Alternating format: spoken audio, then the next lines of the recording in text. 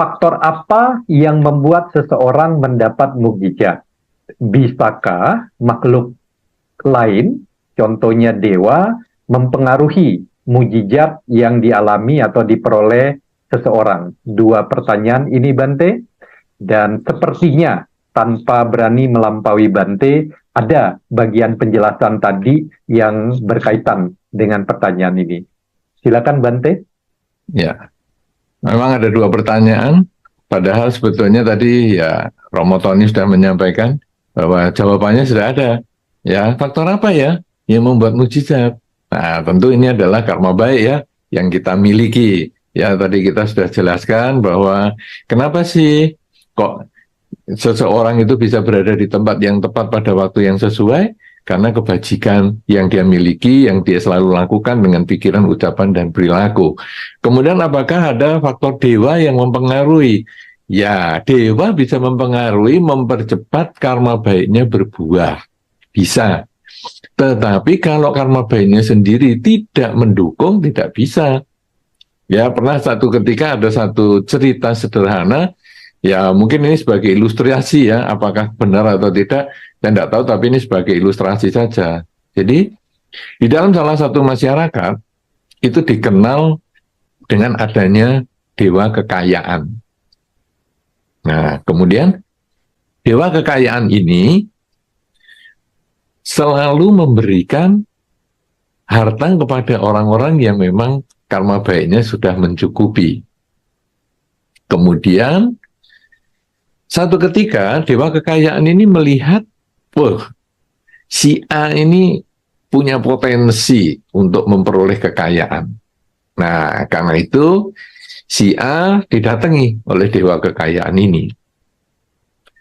Tetapi si A ini ketika dia percaya diri bahwa dia orang yang hoki, percaya diri dia suatu ketika pasti bisa jadi orang kaya karena menurut hitungannya, kelahirannya, kemudian melihat hitungan wajahnya, ramalan garis tangannya, dan lain sebagainya, itu pokoknya dia ini orang yang sangat-sangat banyak rezeki.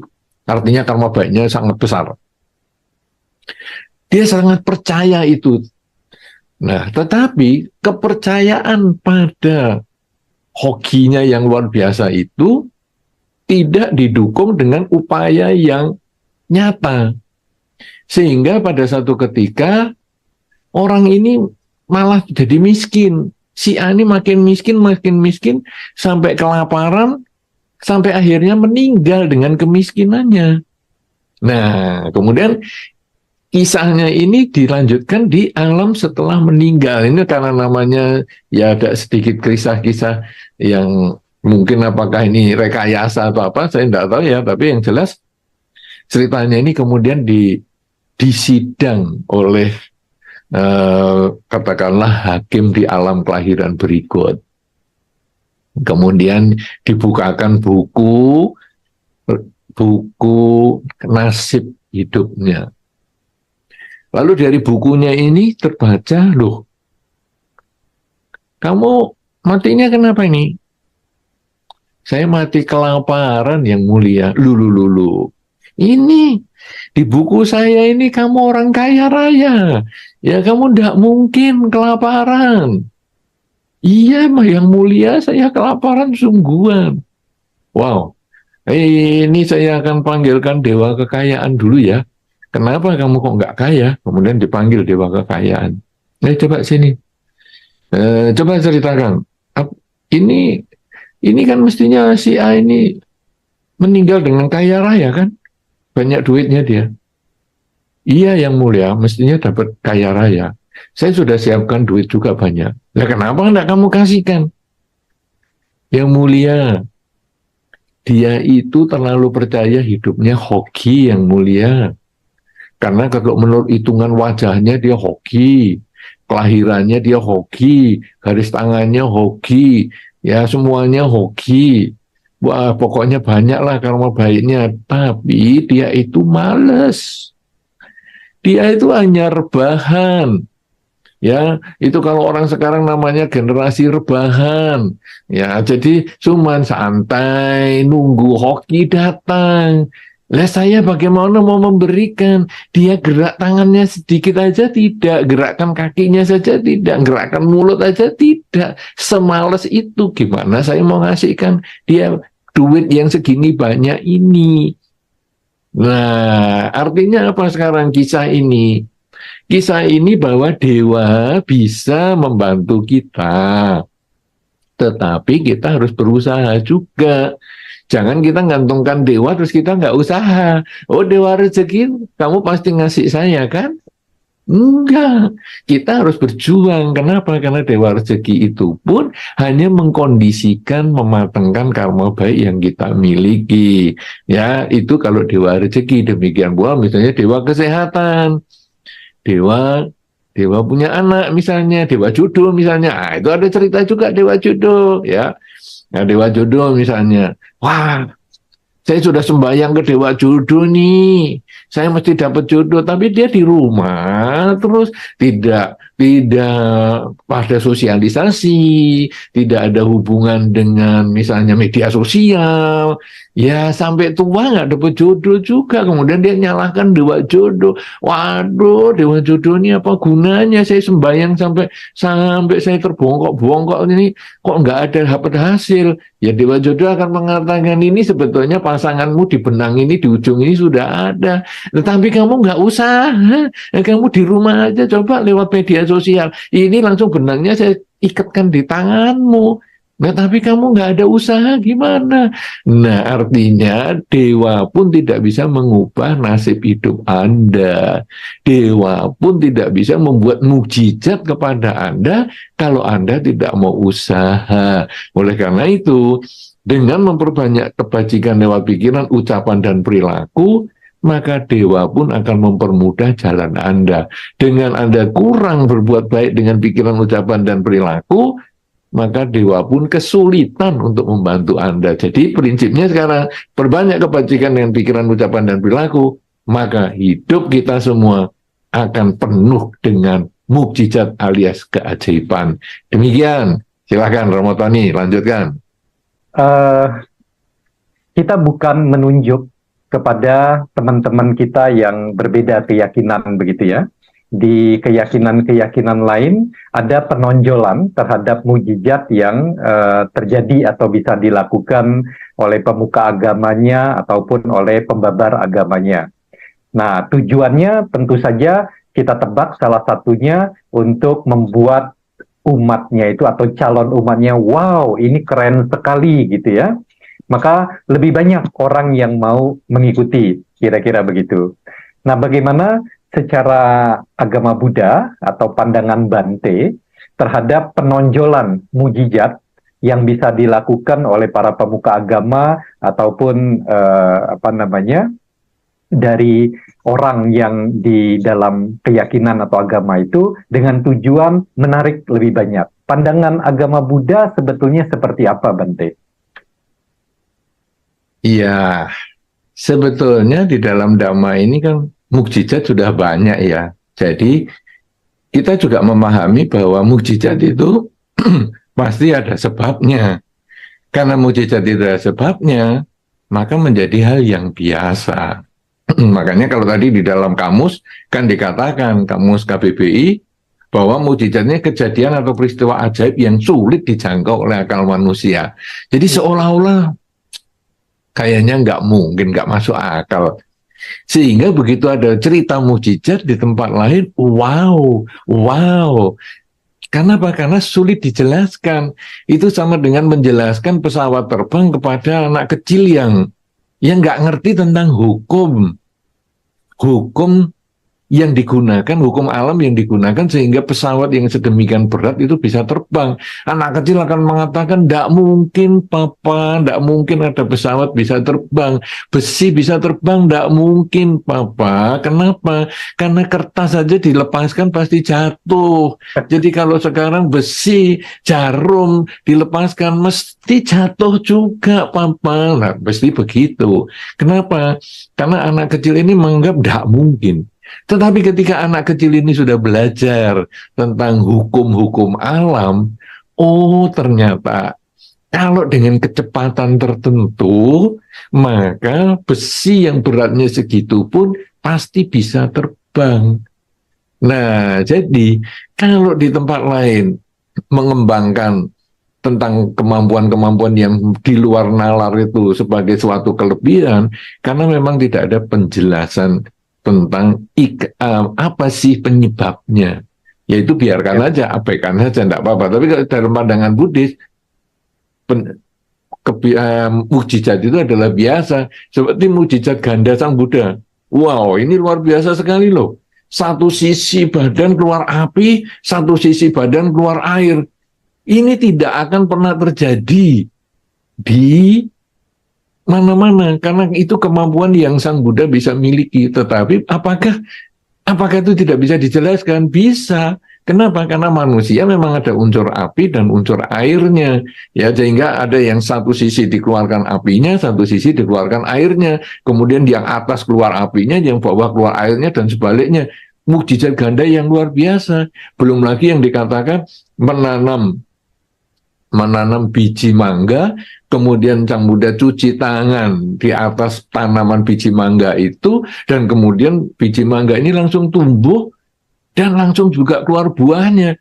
Tetapi itu semua adalah hal-hal yang bisa dijelaskan secara nalar, sehingga keajaiban di agama Buddha itu menjadi tidak ada. Ibaratnya pesawat terbang, dijelaskan mekanismenya bagaimana sehingga berat yang segitu bisa terbang.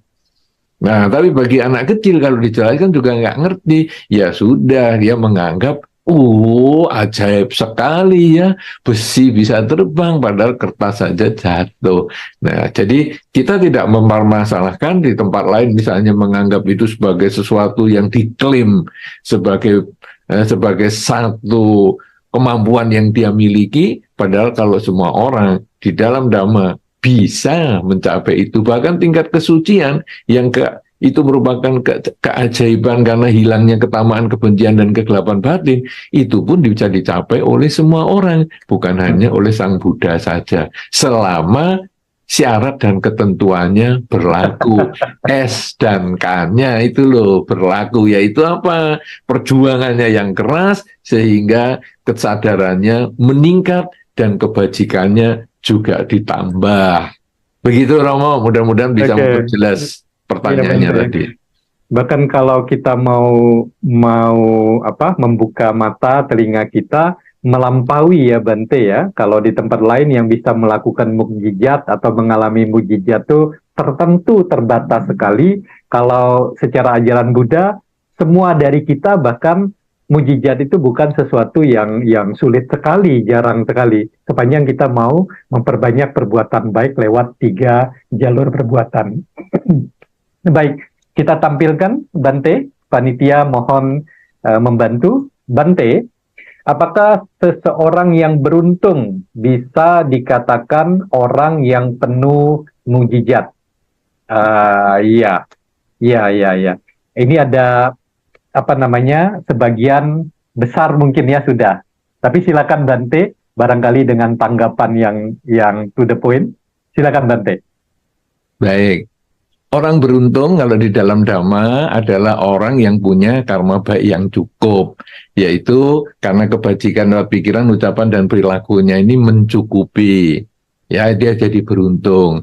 Sedangkan mukjizat, yang penuh mukjizat itu kalau dipandang oleh orang lain yang tidak mengerti tentang hukum sebab akibat perbuatan. Sehingga orang mengatakan, ini ajaib sekali ya, dia rumahnya kebakaran bisa selamat. Waduh, ketika parkiran sulit dia bisa dapat. Ketika semua tiket habis dibeli dia bisa dapat. Ketika semua orang mengalami kesulitan dia selamat. Wah, mukjizat. Bagi orang lain itu mukjizat. Kenapa? Orang lain yang tidak memahami. Itu ibaratnya anak kecil yang cerita tentang pesawat terbang karena dia tidak memahami, dia mukjizat. Tapi bagi kita umat Buddha yang mengerti bahwa sebabnya itu hanyalah karena karma baik yang mencukupi, kita disebut orang yang beruntung karena berada di tempat yang tepat di waktu yang sesuai. Jadi, apakah orang beruntung itu sama dengan orang yang penuh mukjizat?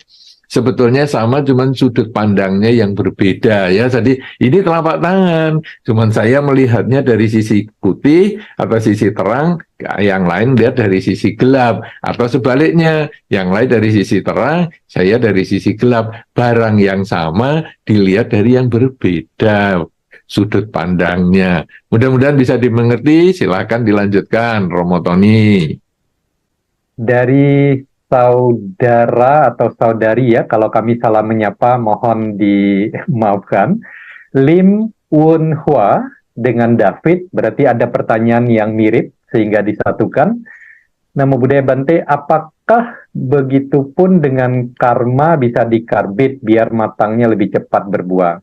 Karma kita jelek, matang 5 tahun, kita banyak berbuat baik, maka bisa lebih cepat matangnya gitu ya. Apakah dengan meditasi juga bisa mempercepatnya?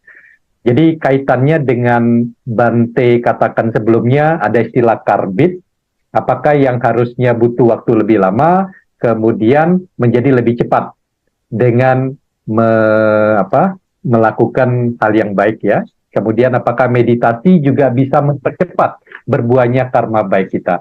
Silakan Bante. Baik, jadi karma itu memang dalam kondisi tertentu bisa dipercepat, ya. Nah, jadi sekarang misalnya tadi orang sakit, mestinya seminggu masih sakit, tapi dipercepat dengan membaca doa, dan kemudian juga mungkin teman-teman mendoakan, mungkin 3 hari sudah sembuh. Nah, kemudian kalau sekarang karma buruk bagaimana? Ya perbanyak kebajikan. Nah, ini seperti kalau dicontohkan adalah seperti air dan garam.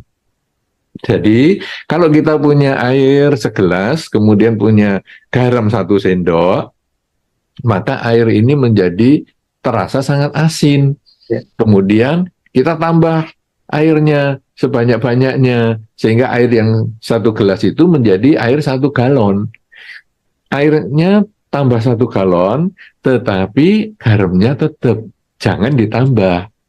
Maka garam yang 1 sendok itu masih ada di dalam air 1 galon, tapi sudah tidak terasa asinnya. Air ini melambangkan kebajikan, jadi kita tambah kebajikan seolah-olah menjadi 1 galon. Sedangkan garam adalah karma buruk atau perilaku buruk kita yang lewat pikiran, ucapan maupun perilaku. Itu jangan kita lakukan. Kita biarkan aja sudah. Kita yang dulu sudah melakukan karena belum ngerti dhamma, ya sudahlah, kita tidak usah sesali, tidak usah diapa-apakan, tapi jangan diulang. Nah, ini yang disebut kurangi kejahatan, hindari kejahatan. Garamnya ini kita hindari. Tambah kebaikan. Jadi airnya ini, kebajikan ini kita tambah terus. Nah, meditasi itu apa?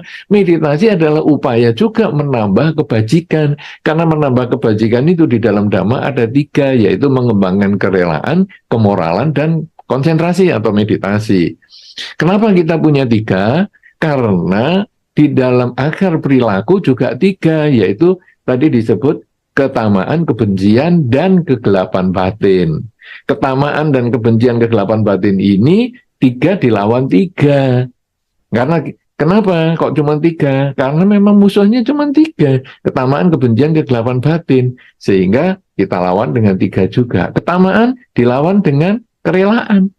Orang yang tamak ingin deket terus, kita lawan dengan kerelaan. Berbagi, pelepasan. Kebencian, ingin menolak yang tidak kita sukai, dilawan dengan kemoralan. Jangan main kasar. Kalau bisa pengembangan cinta kasih, tidak membunuh, tidak mencuri, tidak berzina, tidak bohong, dan tidak mabuk-mabukan. Itu supaya kebencian kita itu tidak diekspresikan dalam bentuk yang merugikan. Kemudian kegelapan batin atau ketidaktahuan dilawan dengan kesadaran setiap saat, sehingga mengetahui bahwa hidup itu sebetulnya adalah saat ini yang nyata. Tadi adalah kenangan, yang akan datang masih impian.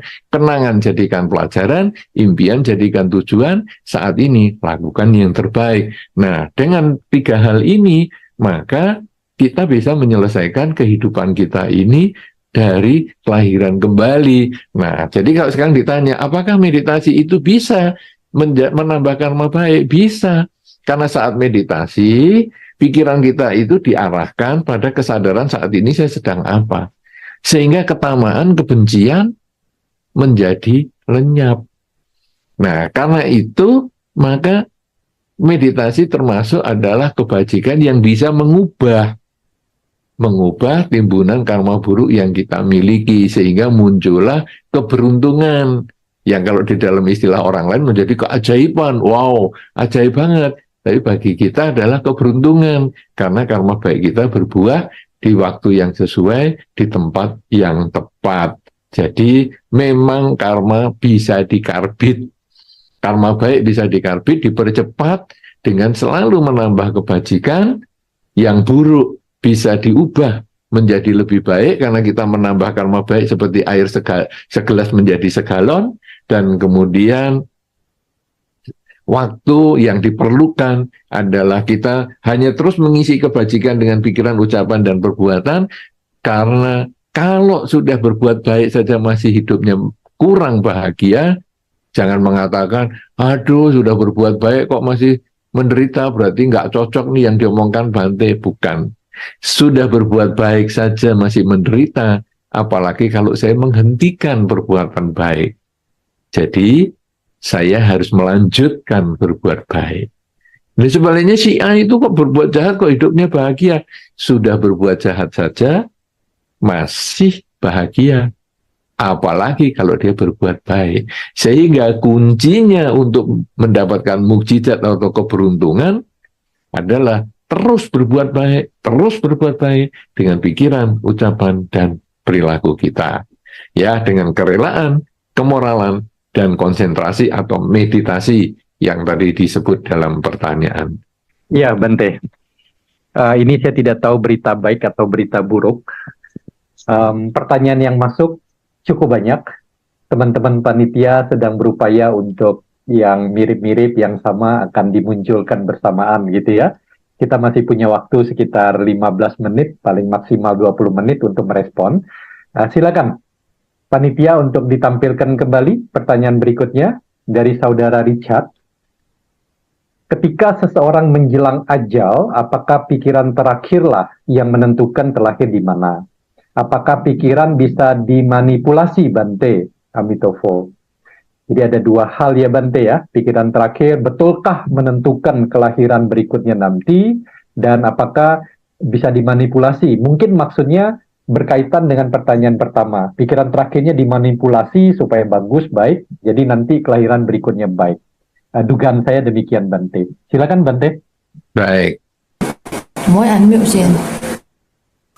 Nah, sekarang tentang proses kematian. Ya, ini sebetulnya agak berbeda ya dengan tema kita tentang mukjizat ini. Tapi ya oke lah. Karena kita sudah cerita karma, ya mungkin sampai ke kematian juga.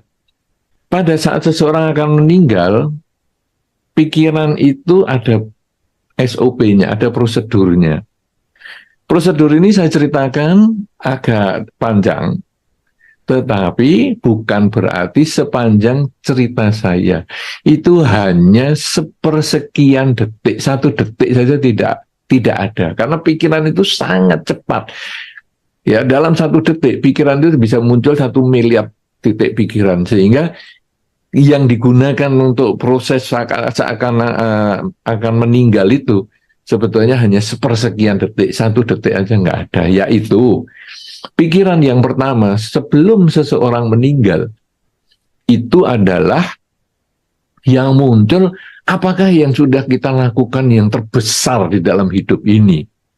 Misalnya, yang terbesar yang baik adalah ketika meditasi, dia mencapai tingkat konsentrasi yang tinggi, sehingga begitu meninggal, dia pasti terlahir di salah satu alam di atas surga, yaitu alam Brahma.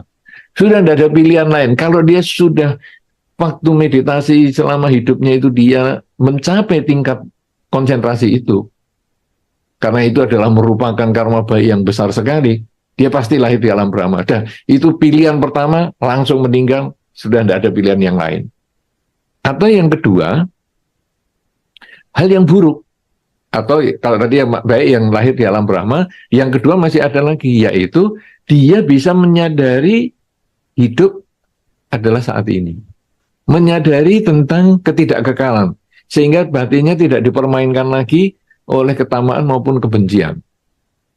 Kalau sudah muncul pikiran besar seperti itu, meninggal, dia sudah tidak terlahir di alam manapun juga. Nah, itu satu kelompok. Kelompok yang lain adalah tentang hal yang buruk, yang besar.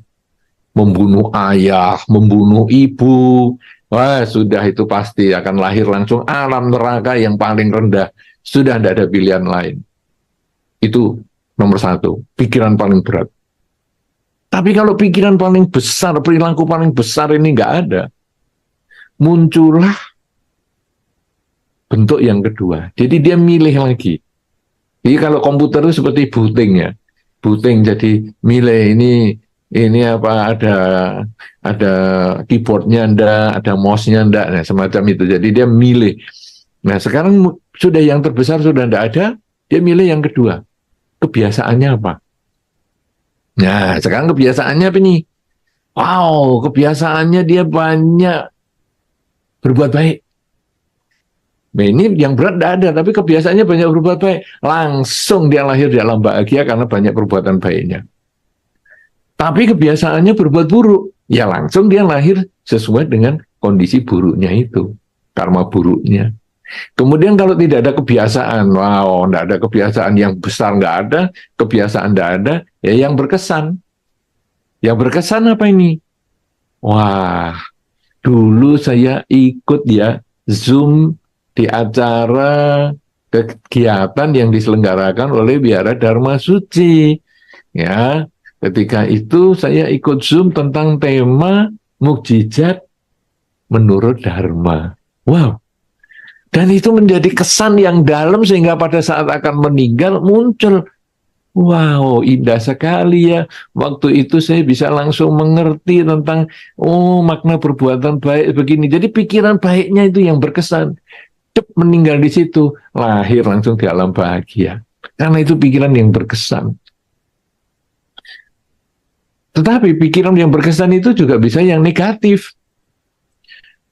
Muncul pikiran baik, yang terberat tidak ada.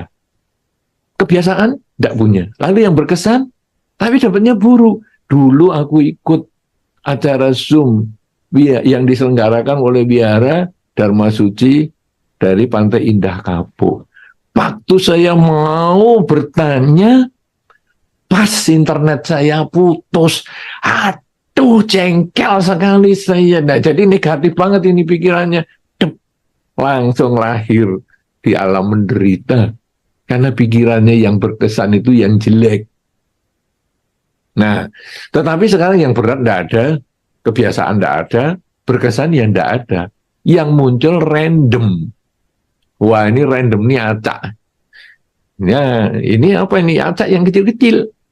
Jadi misalnya, wow, saya waktu scrolling di YouTube, tahu-tahu saya kok lihat ya, ada dokumentasi kegiatan ceramah lewat Zoom waktu itu online dan yang diselenggarakan oleh Biara Dharma Suci Pantai Indah Kapuk tentang mukjizat menurut Dharma. Weh, saya senang sekali dengar acara ini. Meninggal dengan itu, random banget ini, langsung terlahir dalam bahagia.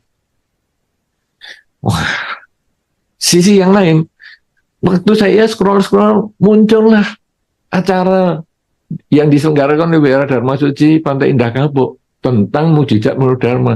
Tapi yang jelaskan Bante utama adalah orang yang tidak saya sukai.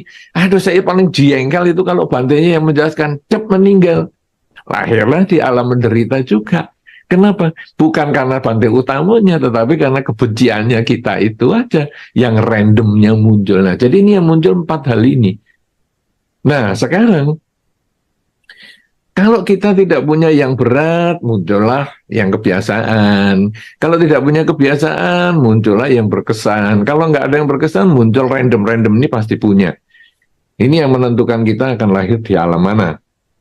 Kemudian tadi kalau pertanyaan berikutnya, bisa nggak dimanipulasi pikiran?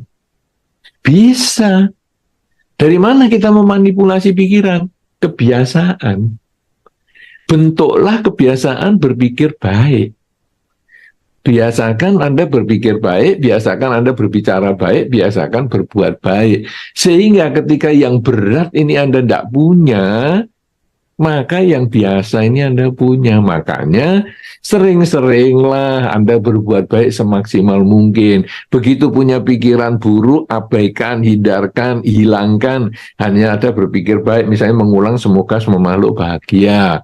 Begitu kita mau ngomong buruk, hilangkan, abaikan, singkirkan, yang ada hanya kalimat-kalimat yang baik. Begitu kita mau bertindak yang buruk, hilangkan, abaikan, yang ada hanya perbuatan baik. Kalau sudah seperti itu, kita punya kebiasaan berpikir baik, kebiasaan berbicara baik, kebiasaan bertindak yang baik, maka rekayasa, manipulasi pikiran agar kita terlahir di alam bahagia bisa menjadi kenyataan. Apalagi kita sering mengucapkan dalam batin sebelum kita tidur misalnya, atau bangun pagi misalnya, mengulang di dalam batin, semoga dengan kebajikan yang saya lakukan sepanjang hari ini akan mengkondisikan saya terlahir kembali sebagai manusia yang mengenal dharma. Misalnya, jadi kita ulang-ulang semacam itu. Semoga dengan kebajikan yang saya lakukan dengan pikiran, ucapan, dan perilaku saya akan dapat terkondisi, terlahir sebagai manusia yang mengenal dhamma. Jadi kita ulang, sehingga nanti waktu meninggal, pengulangan itu menjadi kebiasaan, dan itu akan muncul dalam bentuk kita lahir lagi sebagai manusia yang mengenal dhamma, sehingga kita bisa mempraktekkan dhamma lagi untuk melanjutkan perjuangan. Kalau kita belum mencapai kesucian di kehidupan ini, mungkin di kehidupan-kehidupan mendatang, dengan tekad kita yang kuat seperti itu, satu ketika kita bisa menyelesaikan arus lingkaran kelahiran kembali, dan kita dapat mencapai mukjizat yang tertinggi di dalam dhamma, yaitu terbebas dari kelahiran kembali. Silakan Romo Tony, lanjutkan.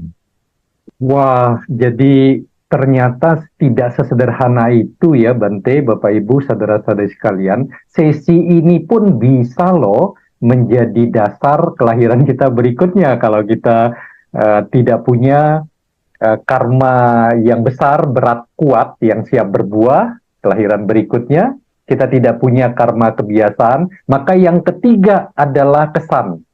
Bante tadi mengatakan kesan terhadap sesi ini seperti apa. Kalau kita nggak jaga pikiran kita, kesan itu yang muncul begitu kita akan meninggal. Begitu kesan baik mengantar kehidupan yang baik, kesan buruk mengantar kehidupan yang buruk. Tapi ada poin yang saya tangkap dari Bante adalah, Ibu Bapak, saudara-saudari sekalian, bagaimana setiap waktu kita mencoba menjaga pikiran yang baik lebih dominan, lebih banyak di dalam pikiran kita keseharian. Dengan cara itu, kapanpun akhir kehidupan ini harus kita hadapi, kita jalani, kita siap. Baik, kita punya waktu yang tidak terlalu panjang, tapi saya mohon berkenan, panitia, karena ini kesempatan yang jarang. Bante katakan 1 tahun sekali kita bisa bertemu dalam wejangan Dharma seperti ini. Kita mohon boleh 3 pertanyaan untuk bisa dijawab, supaya kesan dari yang sudah bertanya jangan sampai buruk nanti ya. Kita coba respon sebanyak mungkin. 3 pertanyaan. Silakan panitia untuk dimunculkan berikutnya. Dari kemungkinan ibu ya, saudari Henilo. Bante mohon petunjuk, termasuk dalam ketamakankah apabila kita mengharapkan banyak mujizat dalam kehidupan ini, untuk selalu berbuat, berucap, berpikir positif. Apakah itu tamak atau enggak? Berharap yang baik atas kebaikan yang kita lakukan dalam 3 jalur. Demikian Bante, silakan. Baik, mengharap mukjizat atau katakanlah mengharap diri beruntung, ya enggak terlalu disebut tamak lah. Tapi sekarang bukan itu yang penting. Yang penting adalah bukan berharap untuk beruntung, tapi mewujudkan keberuntungan, meraih keberuntungan. Bagaimana meraih keberuntungan, memperjuangkan keberuntungan, yaitu dengan melakukan banyak kebajikan dengan pikiran, ucapan, dan perilaku kita. Jangan cuma mengharap. Kalau hanya mengharap tanpa usaha, itu sama dengan tadi dewa kekayaan yang tidak bisa memberikan kesempatan menghasilkan duit kepada orang yang tidak ada usahanya. Tapi kalau sekarang dia menggoyangkan tangannya, menggoyangkan kakinya, menggoyangkan bibirnya, dan menggerakkan pikirannya untuk berbuat baik, berperilaku baik, berbicara baik, dan berpikir baik, maka keberuntungan itu akan datang sendiri. Kenapa? Karena karma itu tidak pernah salah. Karma itu tidak bisa diwariskan. Dan karma itu pasti akan kembali kepada si pelaku. Jadi, Anda boleh saja berharap keberuntungan, tapi saya tidak mendukung untuk perilaku itu. Saya lebih mendukung untuk meraih keberuntungan, bukan mengharap keberuntungan. Kita bukan orang yang suka berharap, tapi kita adalah pejuang-pejuang keberuntungan, yaitu dengan menambah kebajikan lewat pikiran, ucapan, dan perilaku. Begitu ya bagi si penaknya, jangan terbiasa dengan hanya berharap. Biasakanlah berjuang untuk mencapai keberhasilan. Terima kasih Romo Tony, lanjut. Ya, terima kasih Bante. Silakan panitia, pertanyaan selanjutnya. Oke, di saya kemungkinan koneksi saya sedikit bermasalah, jadi tampilan dari pertanyaan ini menjadi tidak terlalu jelas. Bante, berkenankah Bante untuk merespon langsung? Bante, saya mohon maaf, koneksi di saya karena mulai hujan sekarang. Mulai hujan, koneksinya menurun. Jadi pertanyaan yang ditampilkan oleh panitia agak blur, tidak jelas di saya. Bante mohon berkenan untuk merespon langsung. Kalau di Bante bisa melihat pertanyaan ini, pertanyaan tertulis ini dengan cukup jelas. Bante boleh silakan merespon Bante. Silakan Bante. Baik. Ini juga di tempat saya sebetulnya tertulisannya itu karena di bawah dia ketutupan namanya. Jadi nama wejangan Dharma ini DHS. Jadi ya saya sebetulnya nggak terlalu jelas, tapi oke lah, saya coba sebisanya. Jadi di situ pertanyaannya adalah, bisakah mukjizat itu dikondisikan dengan hukum law of attraction? Misalnya ada orang lumpuh, kemudian diusap dan bisa berjalan. Sebetulnya ini tadi sudah saya ceritakan, jawabannya itu adalah ketika kita mendoakan orang yang sakit. Asal kita karmanya itu sudah cukup, maka didoakan bisa sembuh. Ya, nah, tetapi kalau karmanya belum cukup, didoakan pun juga tidak akan sembuh. Kalau memang diusap bisa berjalan, kenapa tidak pergi ke tempat rumah sakit yang isinya orang lumpuh, sehingga diusap, jalan semua. Tidak ada lagi rumah sakit orang lumpuh, karena yang lumpuh sudah sembuh semua. Kalau memang diusap kemudian sembuh dari sakitnya, kenapa nggak ke rumah sakit? Supaya yang rumah sakit semuanya jadi kosong, karena sudah diusap dan sembuh semua. Tetapi kenapa diusap tidak sembuh lumpuhnya? Kenapa diusap tidak sembuh sakitnya? Karena karma baiknya belum mencukupi. Jadi law of attraction, bahwa dia memang ingin sembuh bagus, tetapi sudah modalnya itu sudah cukup belum. Ibaratnya saya mau ke luar negeri, sudahkah persiapan saya sudah cukup? Apakah paspor saya sudah dibuat? Apakah kemudian tiketnya sudah dibeli? Apakah ada uang sakunya sudah mencukupi? Kalau semua persiapannya sudah mencukupi, baru bisa jalan. Tetapi kalau hanya ingin sembuh, ingin pergi ke luar negeri, kemudian mengharap law of attraction, dengan keinginan itu, ya mana ada. Itu sama dengan tadi pengen kaya, karena merasa hidupnya hoki, tetapi tidak ada perjuangan. Jadi di dalam Dhamma ini semua kita harus perjuangkan. Ketika Anda kepingin sehat, ketika Anda pengen sembuh, ketika Anda ingin beruntung, berjuanglah untuk itu. Kemudian kalau Anda menambah kebaikan ucapan lewat pikiran maupun perbuatan, itu adalah menambah karma baik, membuka kesempatan. Tetapi kalau kita sedang sakit dan lain sebagainya, jangan lupa juga upaya medis. Kenapa demikian? Kalau kita hanya berdoa saja tanpa upaya medis tidak bisa. Ya, tetapi upaya medis ini perlu juga dilakukan. Lalu karma baik ini gunanya apa? Karma baik ini gunanya membuka kesempatan supaya kita mendapatkan dokter yang cocok, perawatan medis yang sesuai. Ya, sedangkan perawatan medis ini diperlukan karena kalau jalur doa saja itu nanti kita sulit. Kenapa demikian? Karena di dalam Dhamma disampaikan, Sang Buddha pernah menyampaikan juga bahwa keberhasilan itu didukung oleh dua hal, yaitu satu, usaha, yang kedua adalah kesempatan atau karma baik. Nah, jadi perbuatan baik yang tadi kita bahas selama ini supaya jadi orang beruntung, itu adalah pikiran, ucapan, dan perilaku itu adalah membuka karma baik atau kesempatan. Sedangkan usaha itu tetap.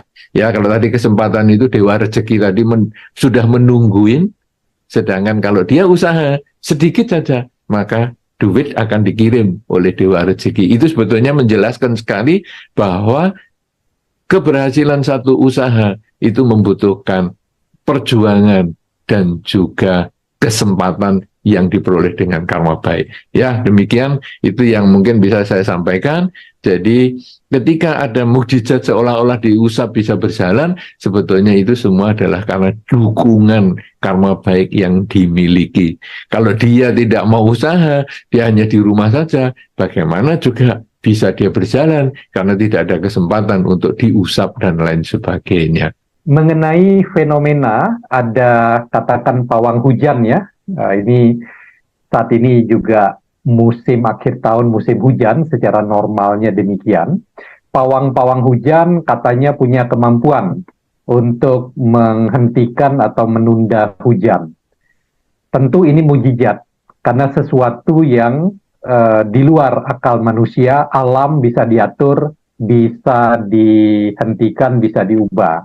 Bagaimana pandangan atau sejalan dengan ajaran Buddha menyikapi kemampuan-kemampuan seperti ini? Sebagai pertanyaan terakhir yang kita akomodir. Silakan Bante. Baik, kalau sekarang kita baca-baca cerita tentang pawang hujan ya, dulu kan dia juga ngomong, itu ada salah satu pawang hujan yang terkenal itu kan mengatakan, sebelum dia mau mengerjakan ilmunya itu, kan dia juga membaca ramalan cuaca juga. Dan kemudian terjadi juga, walaupun sudah dipawangi juga hujan. Artinya apa? Bahwa ini semua hanyalah upaya.